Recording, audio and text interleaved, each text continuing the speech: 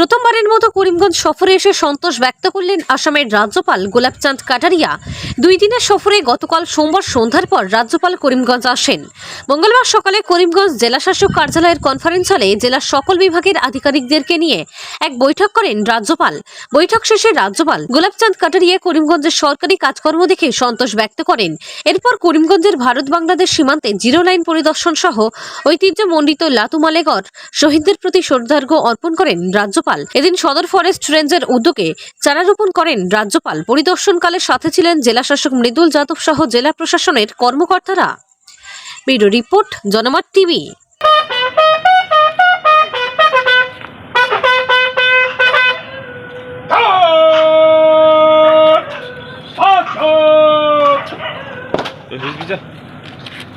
Battalion सीमा सुरक्षा बल घाट mission के लिए हाजिर जिम्मा संतरी खार है घाट विशाल। तो ये निश्चित है कि मैं वैसे तो आसाम में तो कई वर्षों से आता हूँ और आसाम में शायद 8वीं-9वीं बार आया हुआ, लेकिन करीमगंज ज़िले में पहली बार आया। इस साइड में मेरा कभी आने का नहीं हुआ। मैं क्योंकि राजस्थान से आसाम का राज्यपाल के रूप में आया हूँ, मैं कोशिश कर रहा हूँ कि आसाम के सभी ज़िलों को स्वयं जा कर के देखूँ और वहाँ की बातों को समझने का प्रयास करूँ। उसमें से एक कोशिश मेरी ये होती है कि प्रत्येक ज़िले की एक अधिकारियों के साथ मेरी मीटिंग हो, ताकि केंद्र सरकार की जो योजनाएं हैं उस योजनाओं की यहाँ क्रियान्विति किस तरह से हो रही है, कहाँ तक हो रही है, क्या कमी है, उसमें क्या सुधार की गुंजाइश है, उसका एक रिव्यू मीटिंग मैं सामान्यतः करता हूँ। लॉ एंड ऑर्डर की स्थिति कैसी है, तो यहाँ के एसपी के साथ भी चर्चा करते हैं और जो कुछ सुझाव मुझे लगता है वो मैं देता हूँ। और फिर बॉर्डर का भी एरिया है, तो बॉर्डर के भी जितनी फोर्सेज यहाँ लगी हुई है उनके अधिकारियों से भी कुछ समझने की कोशिश करता हूँ। और मैं वैसे ये 12वां-13वां ज़िला मैं कर रहा हूँ आज। मुझे लगता है कि यहाँ के डीसी ने जिस प्रकार का प्रेजेंटेशन तैयार किया वो अब तक के सबसे अच्छे प्रेजेंटेशन में से है। जितनी उसमें से अधिकांश चीज़ें इन्होंने पूरी कर ली, पर कुछ कमियाँ भी ध्यान में आई तो इनके ध्यान में लाएँ, ताकि उसको सुधारने का प्रयत्न करें तो लोगों को अधिक से अधिक, विशेष करके यहाँ जो एग्रीकल्चर और जो खेती करता है उसको कुछ न कुछ और व्यवसाय से भी जोड़ना चाहिए, ताकि उसकी आमदनी बढ़े।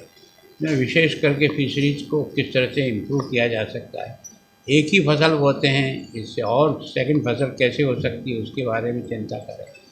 इसी तरह से डेयरी यहाँ नहीं के बराबर है, किसान और डेयरी एक दूसरे से बहुत जुड़े हुए हैं, उसको उस दृष्टि से भी उसको आगे बढ़ाएं।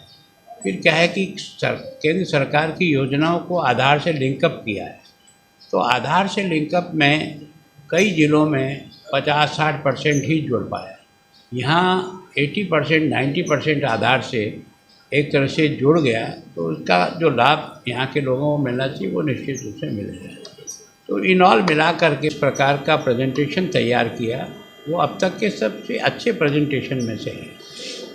जितनी उसमें से अधिकांश चीज़ें इन्होंने पूरी कर ली, पर कुछ कमियां भी ध्यान में आई तो उनके ध्यान में लाएँ, ताकि उसको सुधारने का प्रयत्न करें तो लोगों को अधिक से अधिक, विशेष करके यहाँ जो एग्रीकल्चर और जो खेती करता है उसको कुछ न कुछ और व्यवसाय से भी जोड़ना चाहिए, ताकि उसकी आमदनी बढ़े।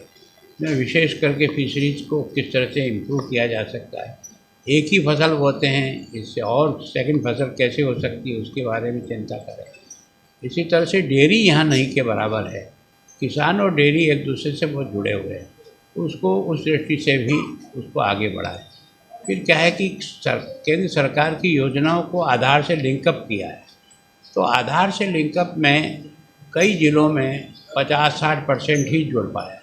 यहाँ 80% 90% आधार से एक तरह से जुड़ गया, तो उसका जो लाभ यहाँ के लोगों को मिलना चाहिए वो निश्चित रूप से मिले। मैं अपने जीवन का बहुत बड़ा सौभाग्य का दिन मानता हूँ कि आज मैं उस स्थान पर खड़ा हूँ जो देश की आज़ादी के लिए सबसे पहले 1857 की क्रांति के समय अपने आप को देश के लिए कुर्बान करने वाले लोगों का जंग याद। ये वो धरती है जिसने आज़ादी का दीप जलाने का सबसे पहला प्रयास और अपना समर्पण किया। मैंने उन सबको नमन किया है। ये जो मोरे गांव है और इसका यह जो स्मारक है, ये भारत की आज़ादी का एक तरह से माइलस्टोन का काम कर रहा है। मैं सोचता हूँ कि मैं भाग्यशाली हूँ।